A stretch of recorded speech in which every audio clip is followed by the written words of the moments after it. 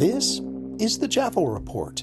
Sometimes the snake in the story is just telling on itself. Hey, it's your West Coast Canadian boomer with an observation on how a particular poem may now have become a deliberate allegory. This Jaffel Report brought to you by 420guidedmeditation.ca. That's the number 420guidedmeditation.ca. The first time I watched Donald Trump lean into that electric glare at a rally and recite the snake, complete with inflection, timing, And an actor's delight in drama. I had that odd feeling of deja vu. But it wasn't just performance. It was revelation. The poem, originally by Oscar Brown Jr. in 1963, was meant as a humane parable about compassion and betrayal. In the hands of Trump, it played like a confession. As reported by CBC News, he used it to warn about outsiders, but I couldn't shake the suspicion that he was really warning about himself. Think about it. The story tells of a woman who shelters a wounded snake, only to be bitten once it's healed. Trump's retelling framed it as a moral on trusting the wrong people. But what if the real trick of the allegory was projection? What if he was the snake? All showmanship up front, venom behind the grin. And everyone already knew it deep down. That's the part that struck me as almost hilarious. In its honesty. In a story written in The Atlantic, one analyst even noted that the poem had become Trump's mirror myth, a script he could read while saying, "See, I told you so." Now, in the best case scenario, that self-awareness is redemptive. If the snake admits it's a snake, maybe the audience, at least some of them, start thinking critically. You can't say you weren't warned. The metaphor is right there in the spotlight. Maybe that's a kind of political therapy session. America detoxing through irony. As we West Coasters might say, dude, he's doing metamythology.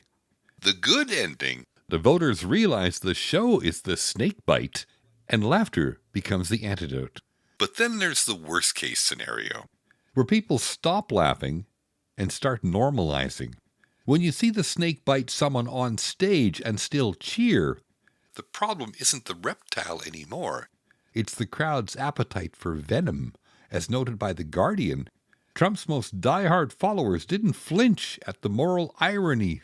They applauded louder. That's how allegory stops being teaching material and turns into identity. We Canadians like to think we're immune to that kind of nature. But let's be honest. We have our own versions.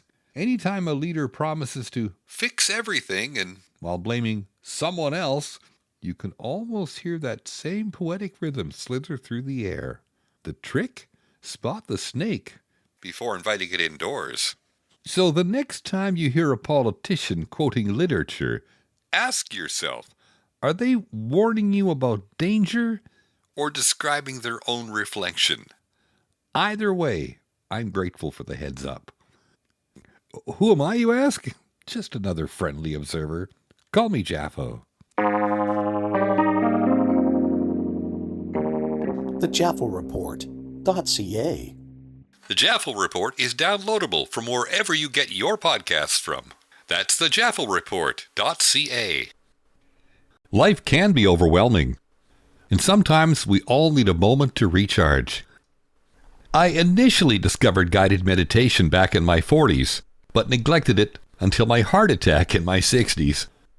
Eventually, I started recording my own guided meditations, and now I'd like to share them with the public. Whether you prefer a simple, soothing voice or a rich experience by adding music with ambient sounds, I've got you covered. The meditation sessions start at $4.20 each. The first 3 are free. Visit 420guidedmeditation.ca. That's the number 420guidedmeditation.ca. And start your journey to inner calm. Your path to peace is just a click away. This Canuck Boomer thanks you for your time, and we'll catch up with you again soon.